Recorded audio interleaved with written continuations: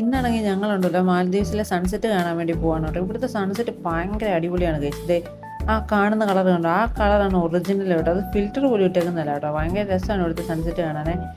അതുകൊണ്ട് ഞങ്ങൾ ഏകദേശം ഒരു 6-6:30 ആയപ്പോഴത്തേക്കും പതിയെ നടന്ന് ബീച്ച് എത്തിക്കുക. 6-6:30 ആയി കഴിഞ്ഞപ്പോഴത്തേക്കും തന്നെ ഇവിടെ നല്ല ഇരുട്ടായി കേട്ടോ.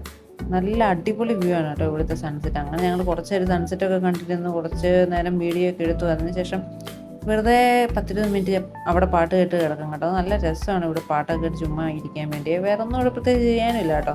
അതുകൊണ്ട് തന്നെ എന്തേ ഇവിടെ കാണുന്ന ഈ കസേരയാണ് എൻ്റെ സ്ഥിരം കസേര കേട്ടോ. ഞാൻ അവിടെ വന്ന് സീറ്റ് ഉറപ്പിച്ചു അവിടെ അങ്ങ് ഇരിപ്പ് തുടങ്ങി കേട്ടോ.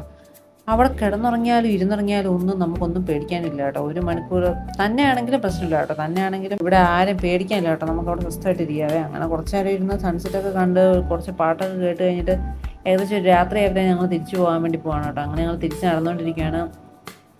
പിന്നെ അങ്ങനെ നടന്നു പോകുന്ന വഴിക്ക് നമ്മൾ ചായ കുടിക്കാൻ വേണ്ടിയൊക്കെ ആയിരുന്നല്ലോ. അതുകൊണ്ട് തന്നെ ചായ കുടിച്ച് കഴിഞ്ഞിട്ടുള്ള തിരിച്ചു പോക്കിനെ കുറിച്ചുള്ള അടുത്ത വീഡിയോ കാണാം ഗൈസ്. അപ്പോൾ ഇതൊക്കെയാണ് ഇവിടുത്തെ സൺസെറ്റിൻ്റെ കാര്യങ്ങൾ കേട്ടോ. അപ്പോൾ ശരി ഗൈസ്, വീഡിയോ ഇഷ്ടമായെങ്കിൽ ലൈക്ക് ആൻഡ് സബ്സ്ക്രൈബ് ചെയ്യണേ.